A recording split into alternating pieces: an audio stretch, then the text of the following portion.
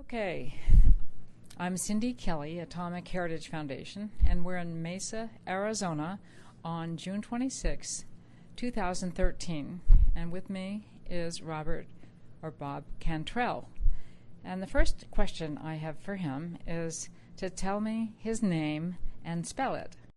My name, as I remember it, is Robert Cantrell, Robertcantrell.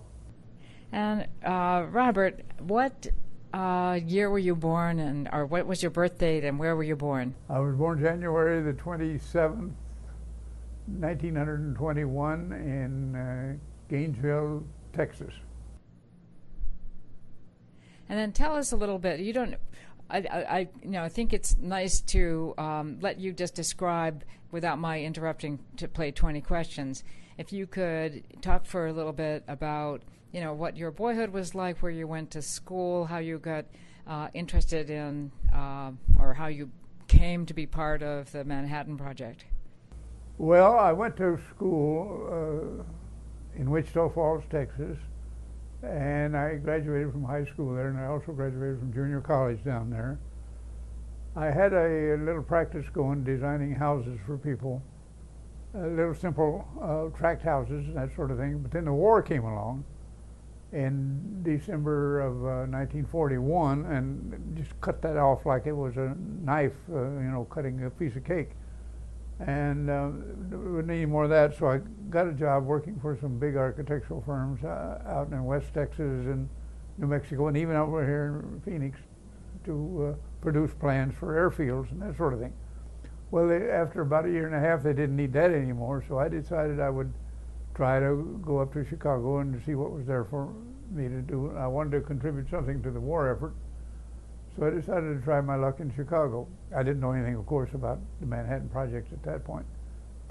I went to work for an outfit called Universal Oil Products. We were designing oil refineries and that sort of thing, and I was just a draftsman, you have to understand. I was a young man back in those days.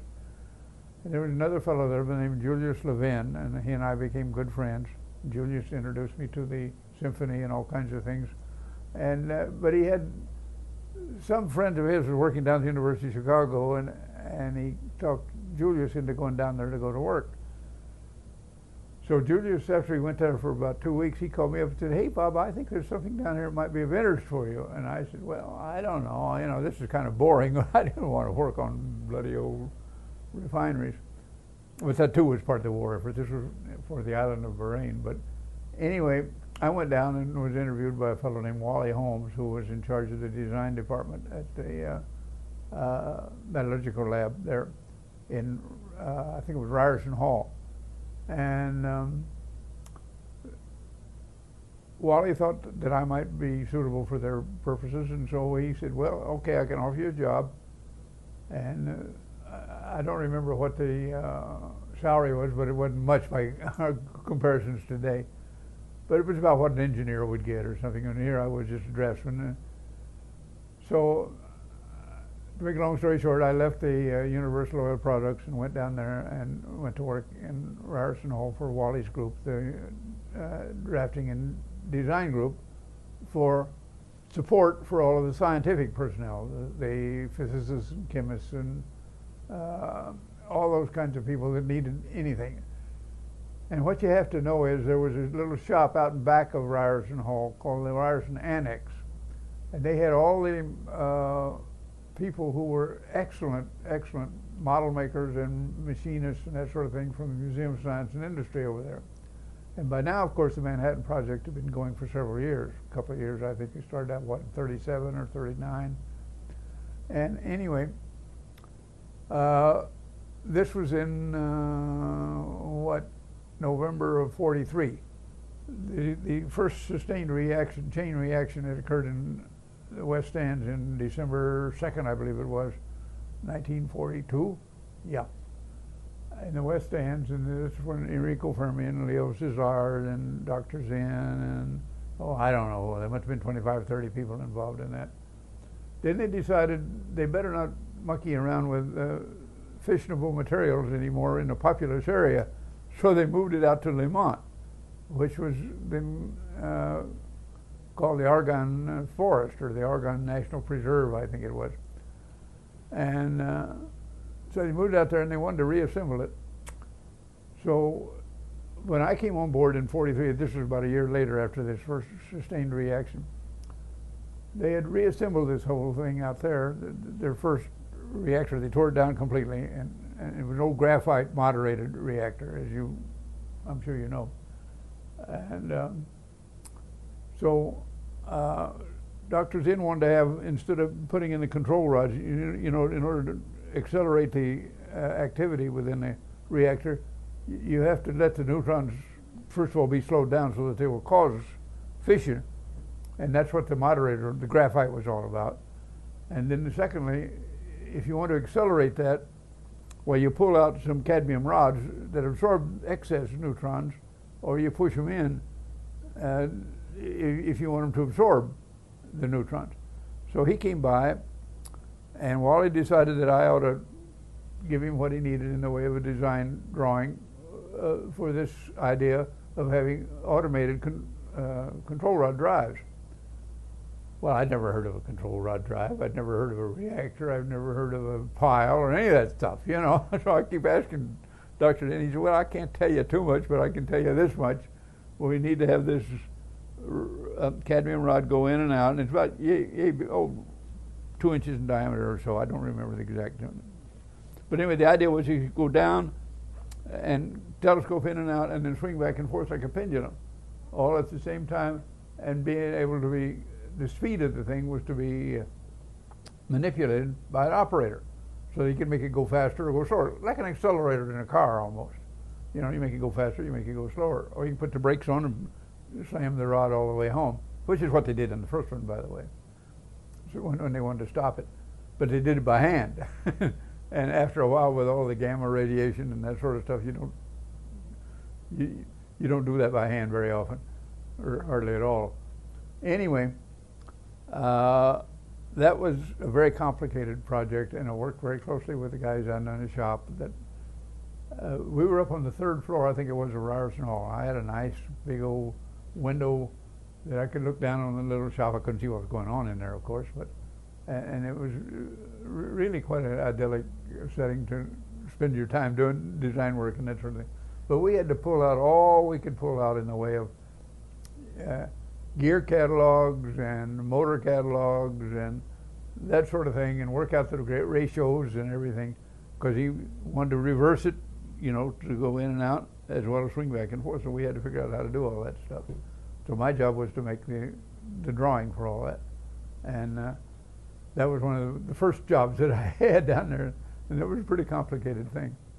Well, anyway, to make a long story short, after a few months we got it all built, and as a matter of fact, we built 2 of them.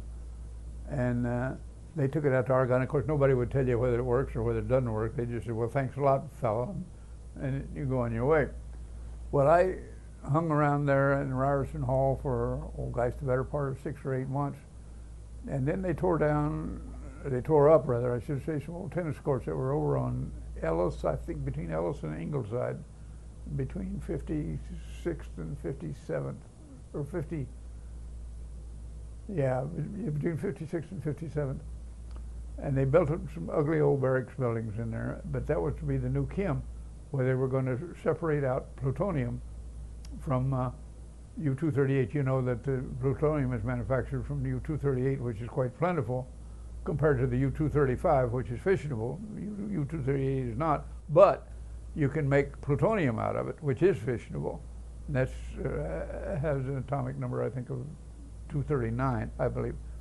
Well, anyway, the point of it was, this stuff was very toxic and very dangerous, put out very, very heavy-duty gamma rays. So we had to work with lead shields all around any little bits and pieces that were generated in a reactor, you see.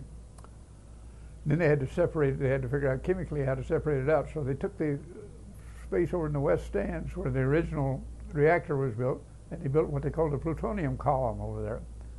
And again, my job was to make drawings for all the little sample containers that they wanted to put stuff in, and all the whatever equipment they wanted. Most of that column, by the way, was built out of glass, and we had a glass blower guy.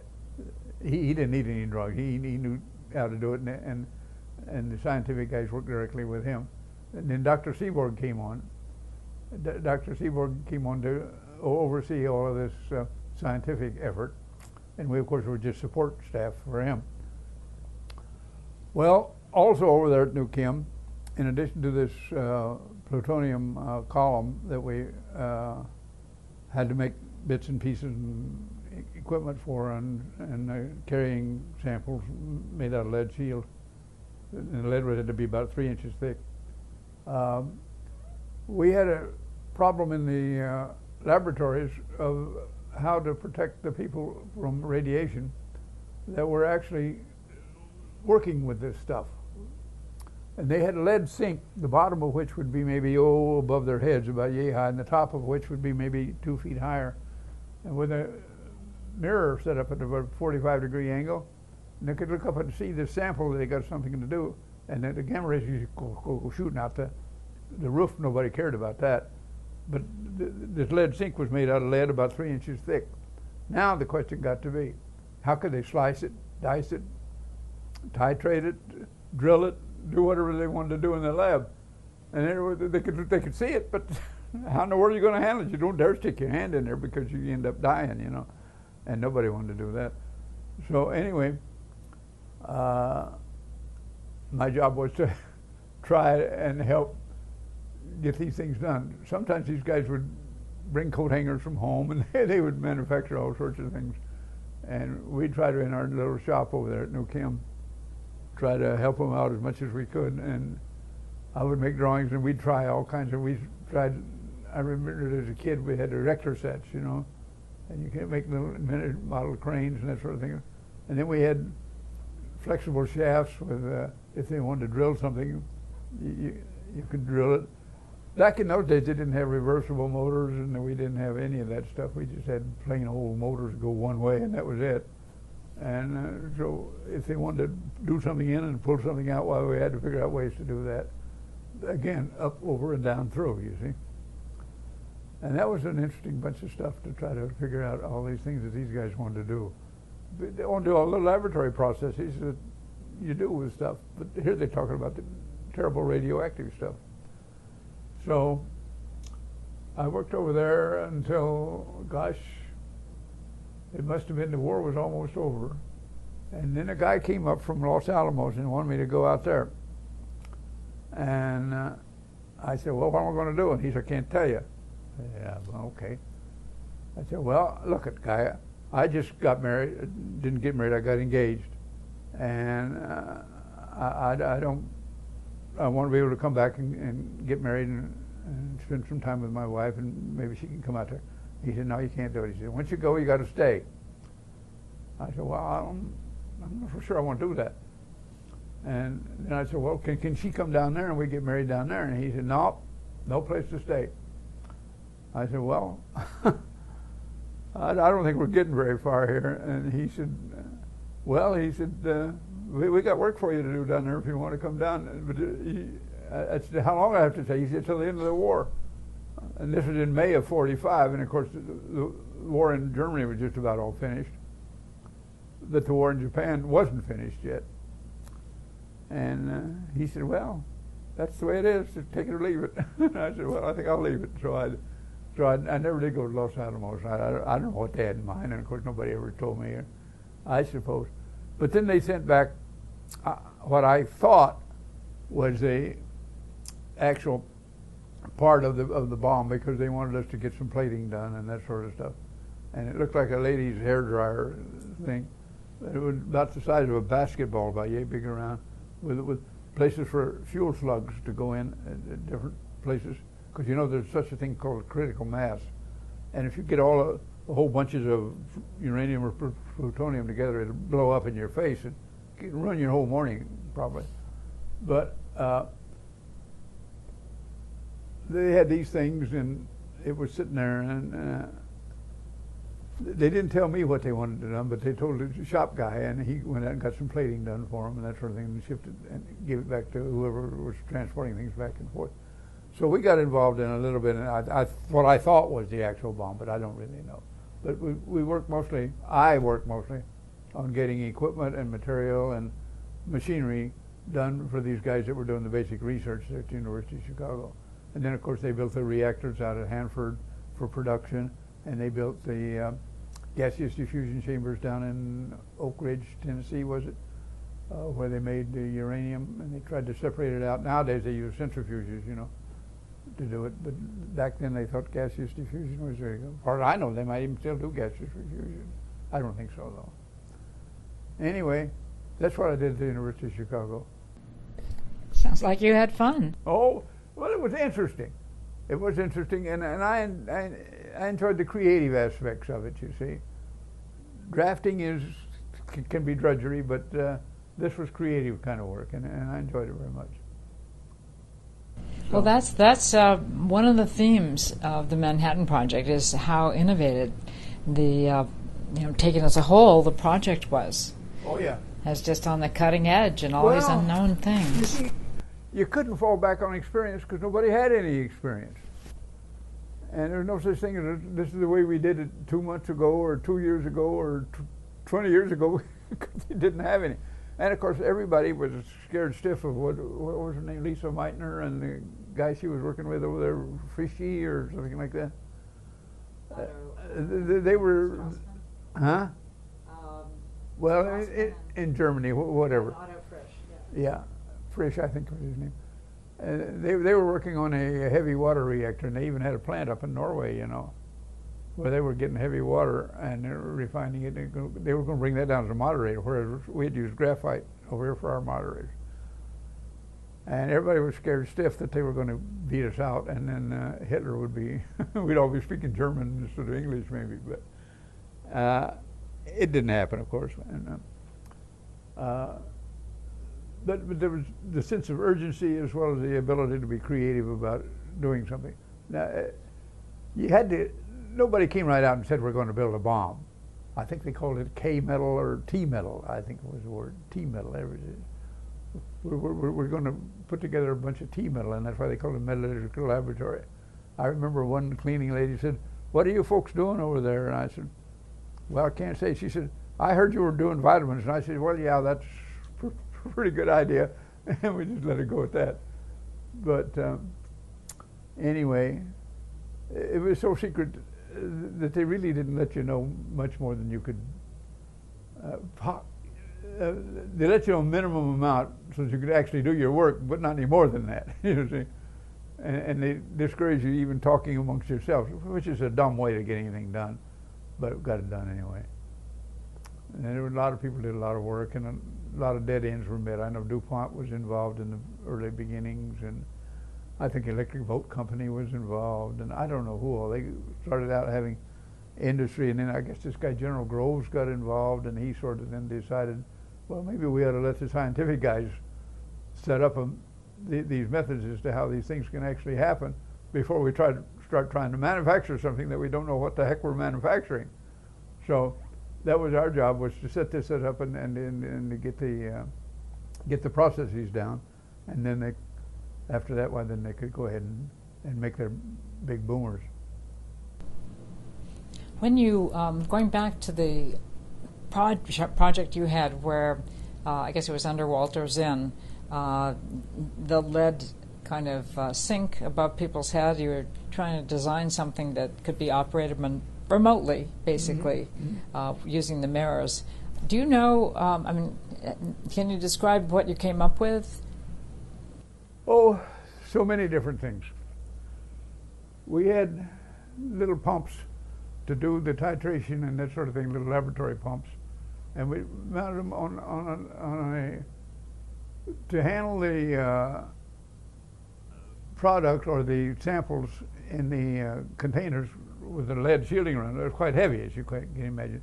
We had little monorails back and forth. You could lift things, you know, with a chain, like they do in automobile repair shops and stuff. You lift it up, and you could move it over and drop it back down again. So that was kind of a basic to get things in and out of the sink. Then to do what they wanted to do in there, as I said earlier, we had to have things with flexible shafts inside of a casing, metal wrapped casings, and then we could stir things or drill things and do that sort of stuff. We could also rig up little saws. They had little miniature saws that we could cut metal and that sort of stuff.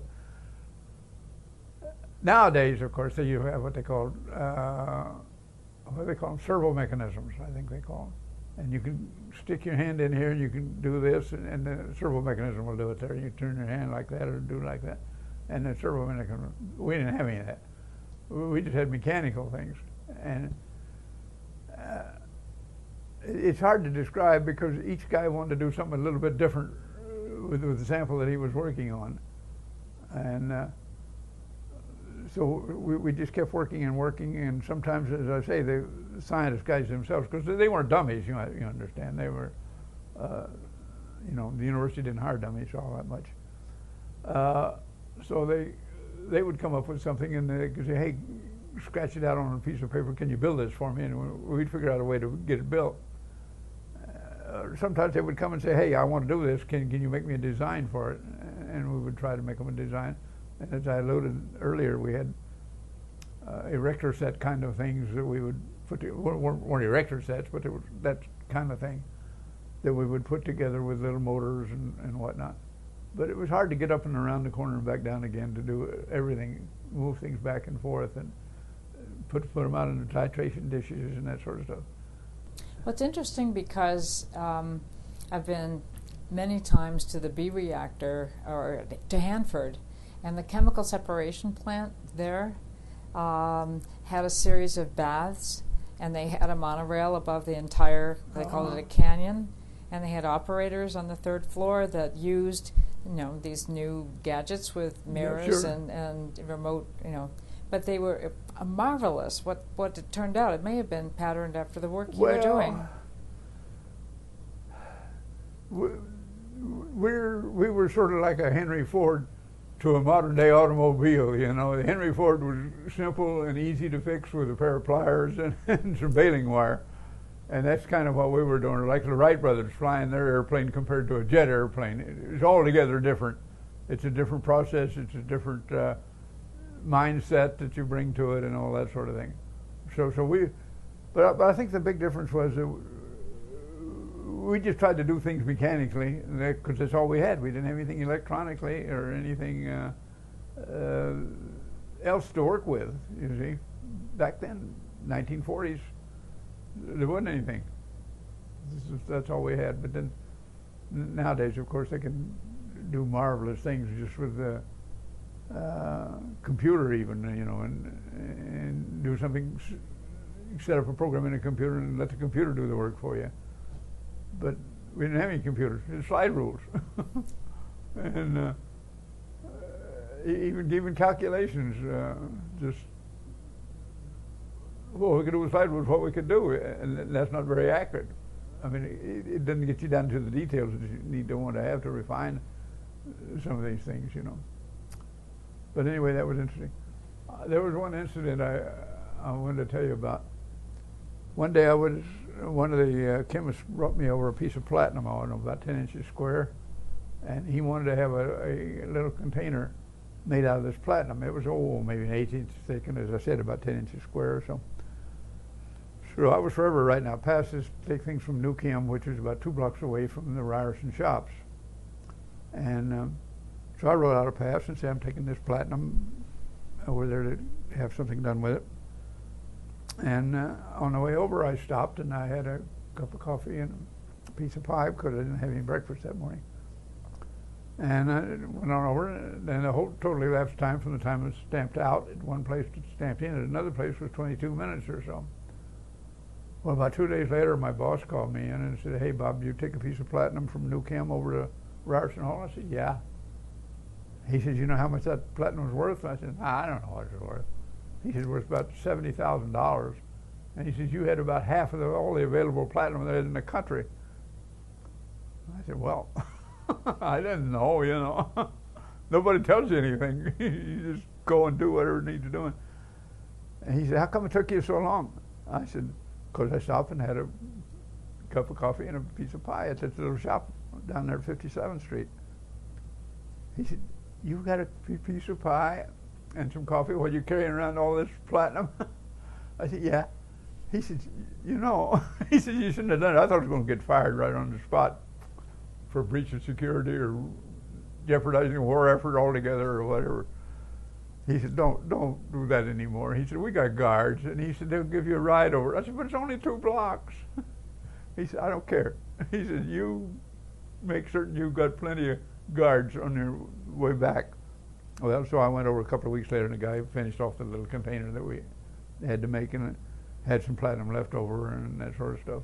So I brought the whole thing back and gave it to the chemist. But this time I had to have guards and got riding in a car and the whole thing. 2 lousy blocks, but anyway, that's the way we did it. That was one little incident that was fun. But it was interesting working with all these great minds, you know. I didn't get a chance to know Enrico Fermi or Leo Szilard or Niels Bohr or any of those people. I would have loved to have known them. I did get to know Dr. Zinn pretty good.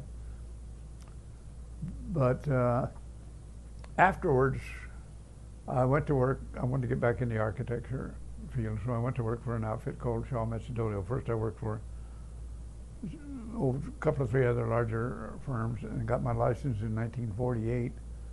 Then I went to work for an outfit called Shaw Methodolio. But Al Shaw knew a fellow by the name of Cunningham, who was the business manager for the University of Chicago. And Cunningham had called Shaw and said, hey, we're running this Argonne National Laboratory out here. Now this was after I'd left the project. This was in 1952, I think, maybe. And they want to build a reactor building.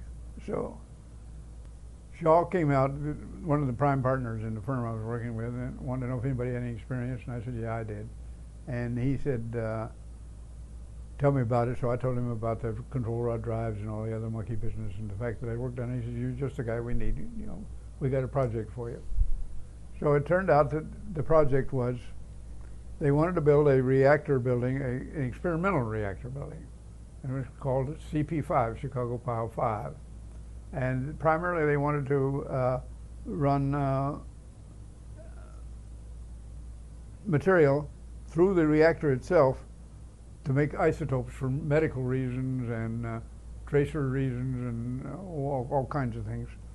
And later on, then I understand that the CP5, after we got it built, they used it for training other people as to how to run reactors. And it got commissioned, I think, in '54. And was it 53 or 54? I don't know, I forget. But they managed to mess it all up, and they had to decommission it in '79 because it was just, well, you know, it was experimental.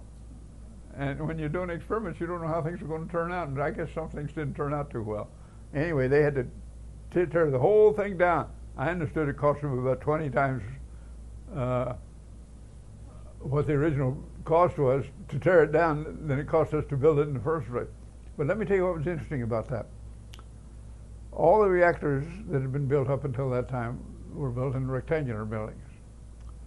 And this one, part of the requirement was it be a containment building in case they have an accident or something like that. It would contain all of the radioactive baddies within the structure itself.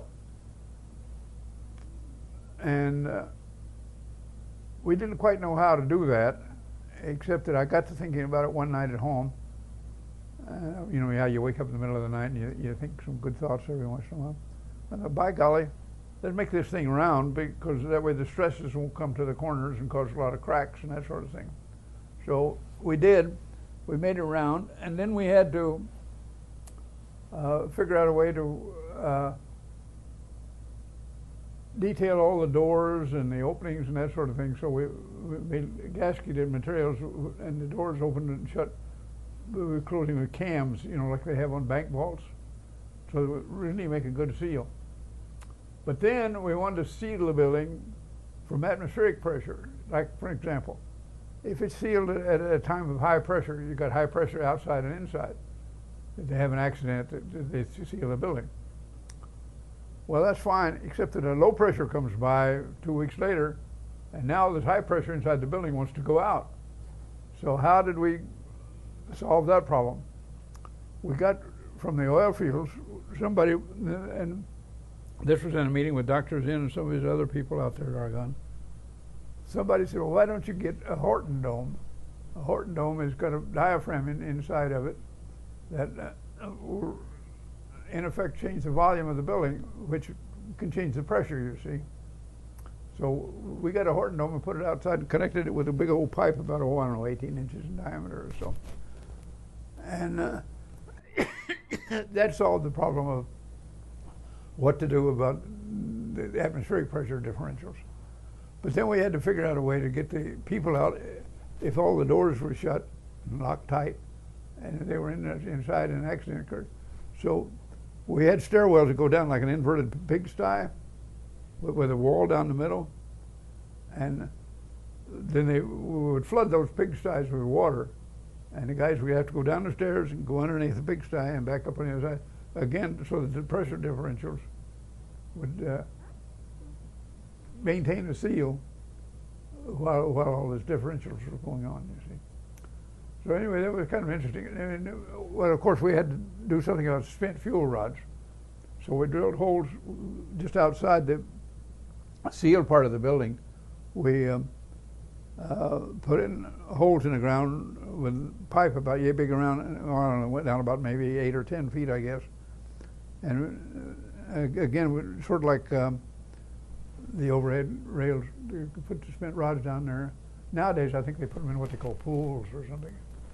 And but we didn't know about, well, I don't know why we didn't put it in pools. It would have worked just as good as putting it in the ground, but we put it in the ground anyway. I don't know what they ever did with the spent fuel rods. You know, it's one of those things nobody tells you. I don't think anybody really wants to know what to do with it. As I understand it, they haven't even figured it out yet. Spent a whole bunch of money on a place out in Nevada, and Harry Reid says nothing doing. As long as I'm senator, you're not going to put any spent atomic energy waste out here. So what? So they spent what, $40 million or $1 billion or I don't know, a whole bunch.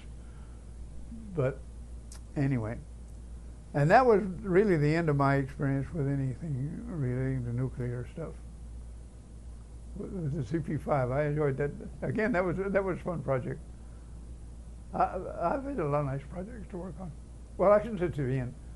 Went over to Spain in 1954 to 57, and we built in caves at 3 different locations over there, places to store actual completed A-bombs.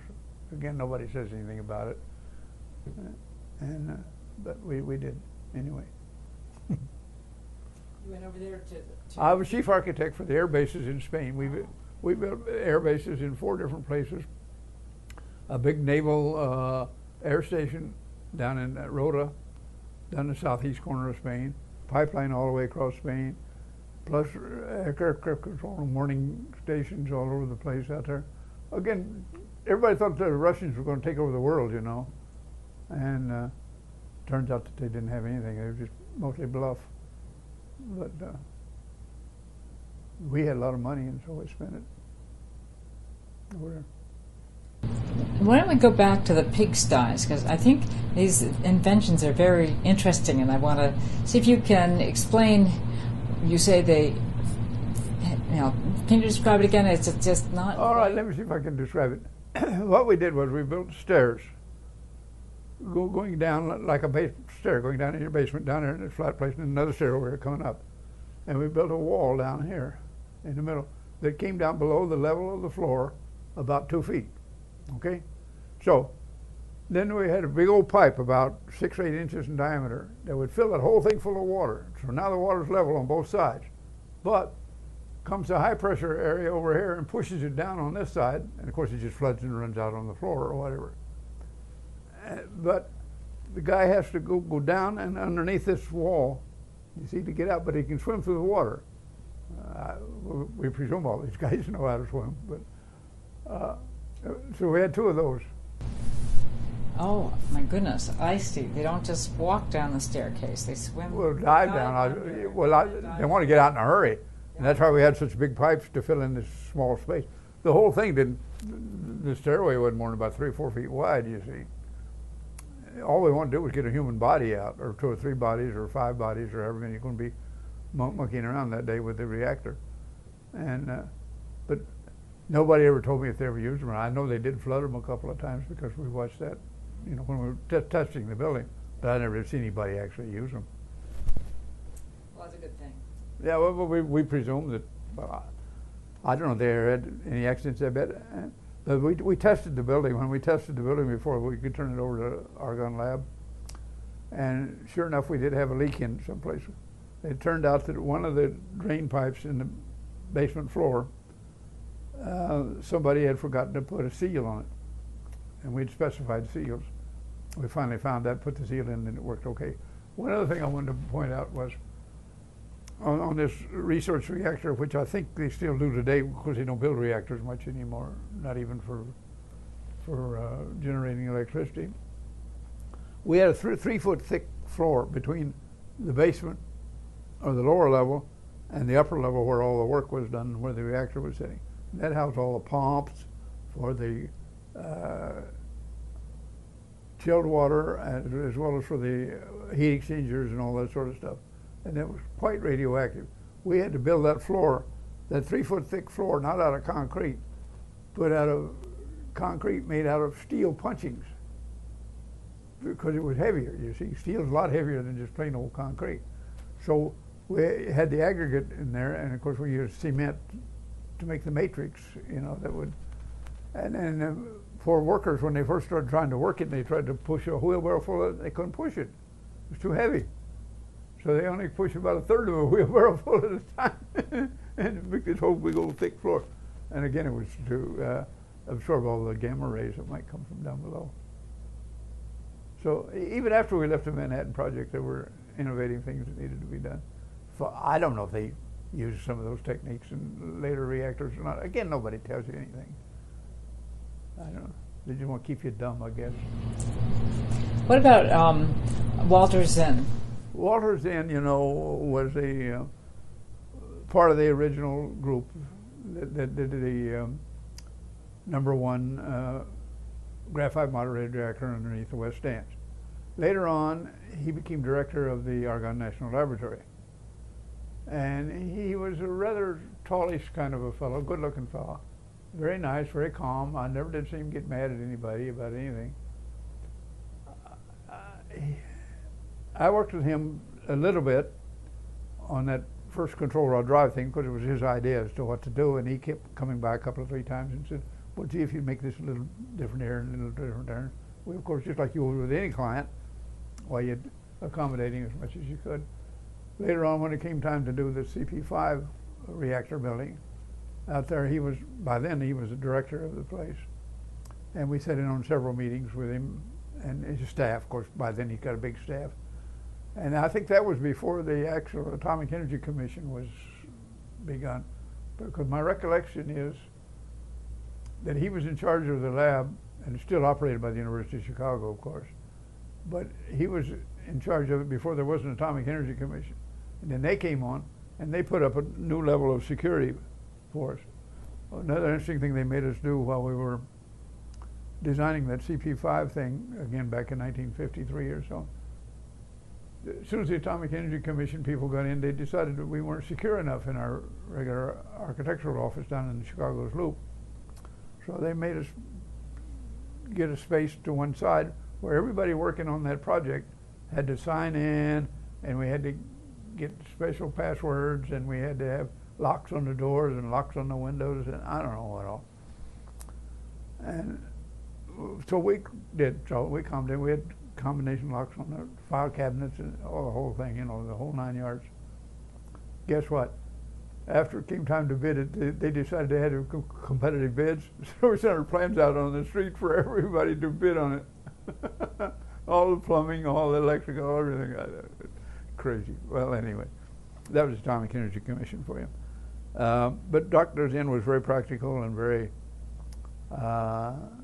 easy guy to work with. He was a real gentleman. Nice fellow. I can't say that we became good friends or anything like that, but he was our client. And of course, I worked with a fellow named John West, as I recall, who was the engineer out there for that CP5.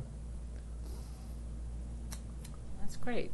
I just know of Walter Zinn because I worked on the experimental breeder Reactor 1 that he oversaw, which was built in Idaho. Yeah, Yeah. they had Idaho Proving Grounds, they called it out there. I never did know quite what was going on out there, but I guess... It's a secret. Yeah, I know, everything's a secret. I don't think we have secrets anymore, though. I want to capture as much as I can about Chicago and the buildings there. So you talked about Ryerson. There was another building right next door to it called Escort. And all the offices were over there. I think that's where Fermi and all those people had their offices, was in Escort Hall. And it was, if you get out a map of the University of Chicago, you'll see that the two of them are right smack together. And now the little annex out back, I don't know, is that still there? Do you know? I haven't been back to Chicago in so many years that I don't know, but that's where we had our shops. We had a little foundry down there and the whole thing. We had foundries, and we had nice milling machines and lathes and drill presses. And these guys from the Museum of Science and Industry, they were used to making all these working models and all that sort of stuff. They were marvelous about the way they could, and they contributed to the design process too. It wasn't just a one-way street. It was back and forth, all the time, the way things would work out. And so far, they had over in, was it Washington Park, they had an old armory over there that they used as a kind of a warehouse. And the purchasing was over there, and if you wanted to purchase something like a new set of drills or whatever, you'd have to go over there and place your order for whatever it was you wanted. And sometimes they would have stuff in stock and they'd just give it to you. But oftentimes if you wanted something special, and they would work through all of the expediting of getting the necessary clearances and getting the necessary priorities to get you the material or the tool or whatever it was you were looking for. So they were scattered out. And there was another outfit, another group at the university working over on 61st and Woodlawn, I think it was. I'm not sure. They were working on the slugs, the actual fuel slugs that would go into the bomb, and they'd have, I don't know, 5, 6, 10, 8, however many it takes. And they were working on how to handle those and how to open them and how to fill them and how to, generally work on them. But that was in an old separate industrial building over there that somebody wasn't using anymore. And there must have been, I don't know, 15, 20 guys working over there. And You mean the fuel slugs go into the reactor? yeah. Yeah. Yeah. Yeah, the fuel slugs are about yay big around, about, I don't know, 8, 10 inches long. You said bomb, so I was Well, I think in the bombs, not in the reactor, yeah. Those fuel slugs. The fuel rods in the reactor, of course, are thin plates that go up and down. And they can come in bundles.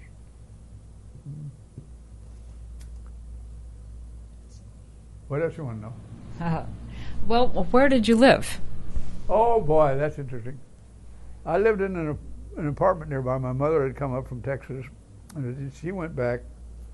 And I went to live over on 5608 Maryland, which is 2 blocks away from where I worked in New Chem. And I met a young lady over there who she and her sister lived in the front bedroom, and they'd always rented out the back room to medical students because the university hospital was right nearby there. And they always rented it out, but the room became vacant, the back room became vacant.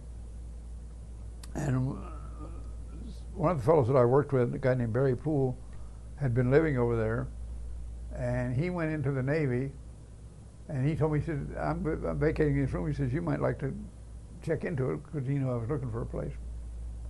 And sure enough, I went over there, and I think they charged $4 a week or something like that. It wasn't much. And but anyway, I met my first wife there, because she was part of the family. She and her sister lived up on the second floor, the typical row houses that they have there in Chicago.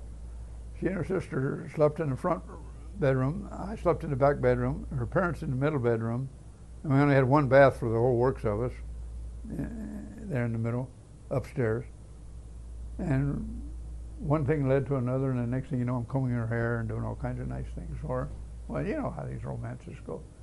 And that's when the guy came up from Los Alamos and wanted me to go there, and I told him nothing doing. I don't want to go. I want to get married instead. And he said, well, we don't do that sort of thing down there.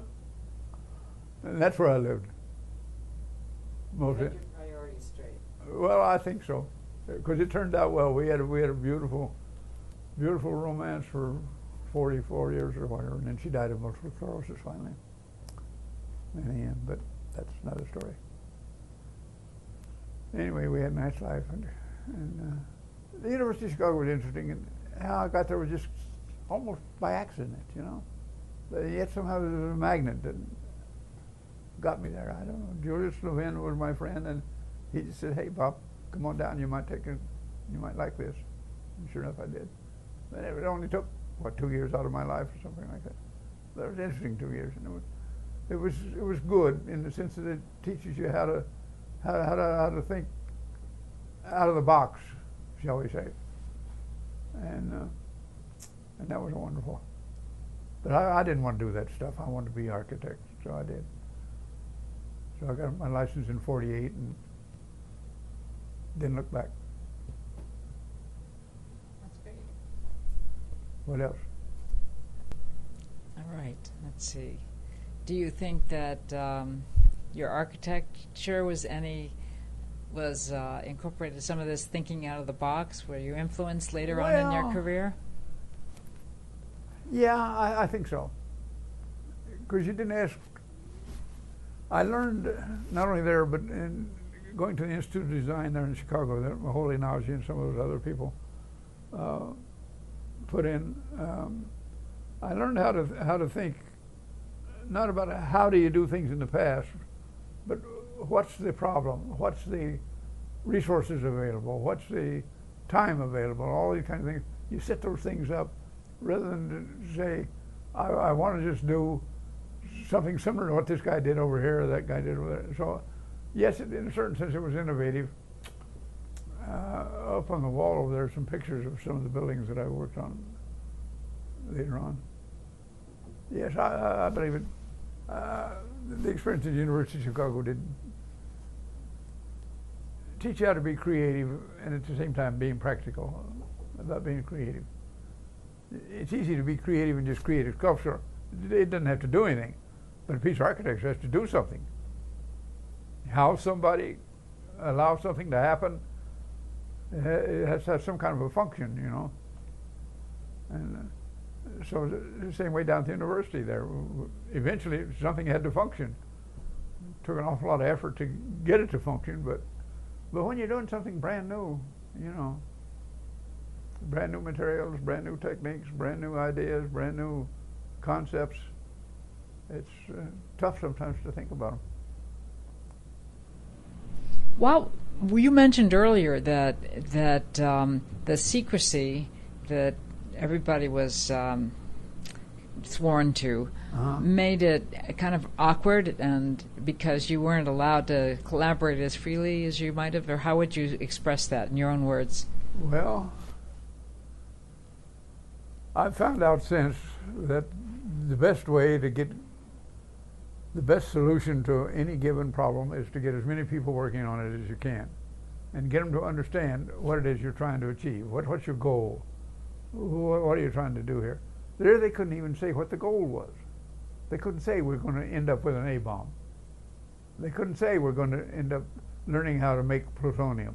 They couldn't say we're going to do all these things out in Hanford and Washington, and we got something else going on. We weren't supposed to know about it, but of course the pipeline tells you what's happening. But officially you couldn't go around talking to anybody, hardly. It wasn't as if they made you keep your mouth shut like Henry Ford did with some of his people in the plant. You know, he used to have plant police that if they'd catch you going around talking while you're supposed to be working, you get fired. Well, they didn't do that, but you weren't supposed to volunteer any information that I did this for this guy over here. Now how about if I do this for you over here? You're supposed to just keep it to yourself and do your job. And I don't know, in a certain way it didn't make any sense because you can get a lot more done if you sit around and talk to each other. We used to have, later on in the architectural world, we used to have what we call brainstorming sessions, where you write down all the ideas, no matter how silly they sound at the time. You write them down and you evaluate them. They didn't have any of that. And I don't know how much money we wasted, God knows, you know, but when you're at war, you don't question those things. You just say, okay, that's the way it is. But everybody knew it was something important. And after a while, you begin to piece this together, and you piece that together. Afterwards, there was a book put up called the Smythe Report. Are you familiar with that? We learned a whole bunch after reading the Smythe Report about what all the other places were doing. But before that, nobody would tell you. They would say, hey, we got this going in Tennessee, we got this going in Hanford, we got this going out here. A few guys at the top obviously knew, but the rest of us didn't. So what did you know?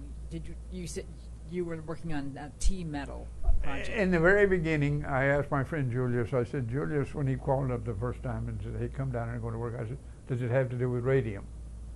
Because I remember my high school teacher had said, if we can ever figure out a way to get the energy that's inherent in the nucleus of radium, and that was the only radioactive material we knew about back in those days. I graduated from high school in '37. Of course, at the college level and at the university level, all these fellows like Enrico Fermi and Niels Bohr and all those people knew, but they too were just in the process of discovery. But anyway, I remember this high school teacher saying, if we can ever figure out a way to get the energy that's stored in this nucleus, it'll really revolutionize things and make for a lot of energy available for all kinds of purposes. Well, it kind of stuck with me, and I said, does this have to do with radium? I said to Julius when he called up. He said, I can't say. I said, well, all right away I knew, yes, it did. I mean, you know, you learn these things. I said, oh, okay. So then this is when I became more interested. So, well, I'll go down and give it a try. And then when it comes along with a control rod drive, and you think, got going some neutrons and that sort of stuff. So you piece these little things together, you know. And after a while, you know. Oh, that's great. Another question I wanted to see if you could explain a little bit more that control rod that you said it both telescoped and it moved back and forth. Swung like a pendulum and telescoped in and out whilst it's swinging back and forth simultaneously. Some of the, just looking at the B reactor and how that's designed, the control rods are sort of in a channel inside the reactor. Maybe later on they just went up and down, or I don't know. But that was a requirement that Dr. Zinn had for us, and we had to make spider gears and all kinds of things in order to make this thing happen. Now maybe later on they just decided that the vertical was good enough. I don't know. So what's a spider gear? Oh, it's 4 prongs, and it's got gears on the miter 45 degrees that mesh with gears on the wheel, and that was where we get it go back and forth in order to pull a rod in and out. And then we had this thing swinging back and forth, and we had other gears mounted on the motors back here that would on a worm gear. Now worm gear is on a rod that is threaded, you know, like a thread's on a bolt or a nut or something. And that way we made it go back and forth, but then we had this other process. Yeah. I always thought that Harry Truman and his generals should not have made the decision to drop the bomb on Hiroshima and Nagasaki.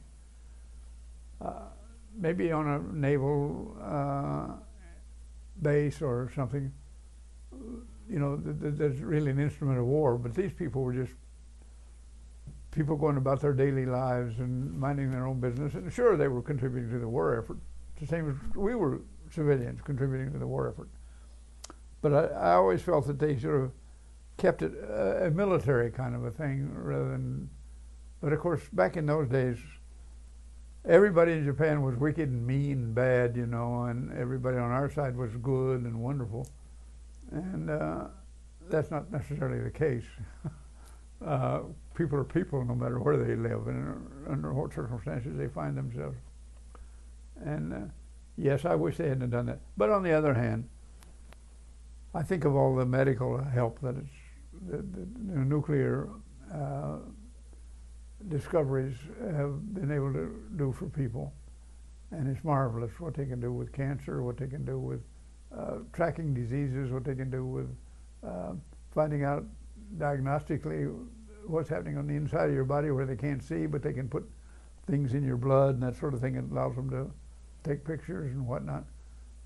That might have happened anyway, but who knows? It did happen because the Manhattan Project brought the whole new industry of nucleonics to people. Even these little camera over here is a result of, well, what we did way back then. Modified 14 times over, but still, no, it's all part of it. It's all a hierarchy, you see. It builds and grows. That just reminded me of radiation detection. Are we done? Okay. I was a guy named Jim Shockey. I saw his interview on your... Oh, you did? Uh-huh. Okay. So did you know what was going on? I didn't know him. We had to make, in the very beginning, and maybe from one of his designs even, I don't know, because a lot of people would come in and say, I need this, that, and the other thing, and we'd look at their little, idea and say, okay, we'll make it for you. We had to make Geiger counters, because you can buy them on the open market, and then maybe his group actually invented those. But I remember one day somebody brought in an aluminum cigar tube. You remember they used to pack cigars in the aluminum tubes? And we put a wire down through the middle of it and filled it full of gas, and sure enough, it worked like I think they put argon in, I don't remember exactly. And it worked like a Geiger counter. But we had to make a whole bunch of them. So we made Geiger counters for people.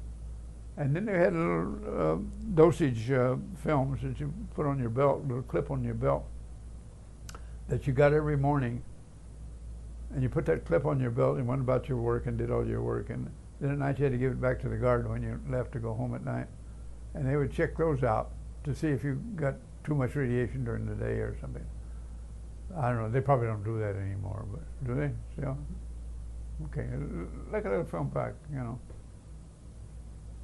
But I haven't been around radiation and stuff like that, except when I go get a CAT scan or something like that. So that literally some of the first Geiger counters were metal cigar tubes? No, I think that was just a sample that somebody said, hey, this is what I want. And he probably saw the cigar thing. I remember somebody brought into to our little design group, and well, design group shop, we all worked together, and said this is what I want to do. I don't even remember who it was. It might have been this guy that you talked about. And so we said, well, yeah, we can probably make something like that. And so again, I had to make a little drawing, because the machinists don't know what to do. You got to make a drawing for them.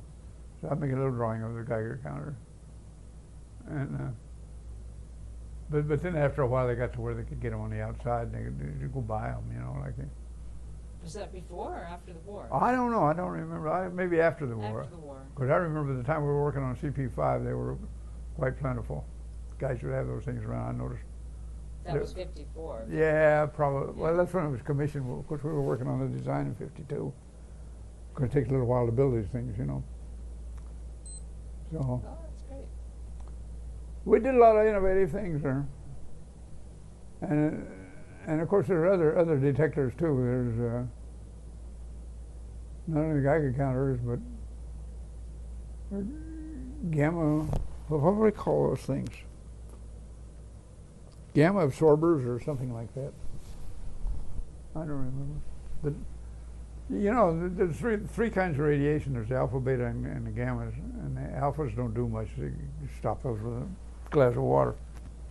The betas you can stop with a piece of aluminum, but these gammas, boy, oh boy, they go right through just about anything.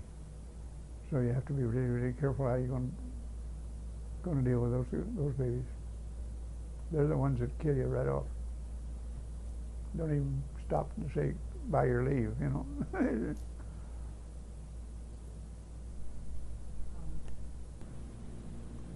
Well, you've given us a terrific interview. Is there anything else that you would like to share? Oh, I keep wondering what we're doing today that's comparable to that.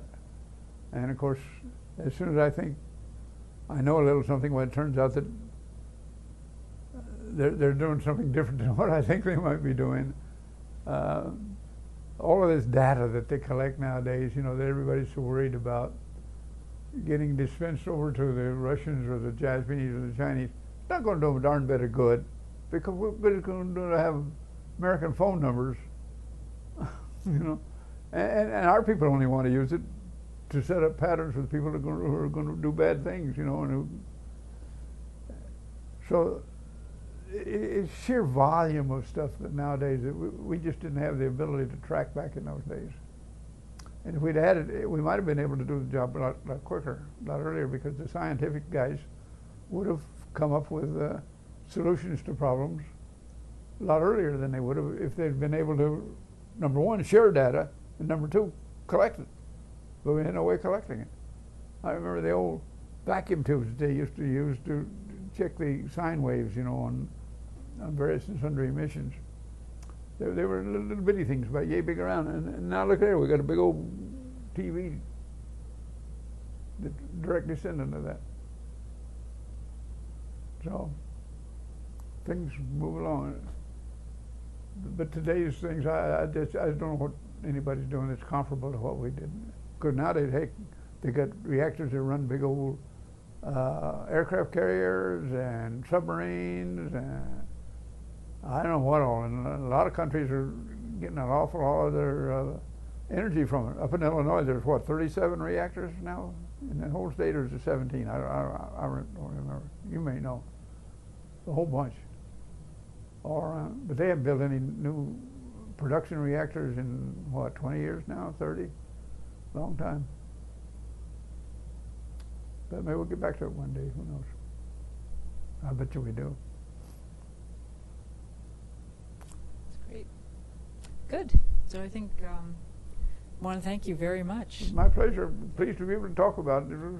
It was an interesting time for me, and I had a sense that I contributed a little something, you know. You obviously did. Yeah, but at the time you didn't know. You just hoped that it was going to work out. But it was interesting to work with all these people with brilliant minds, you know, and that's a rare opportunity.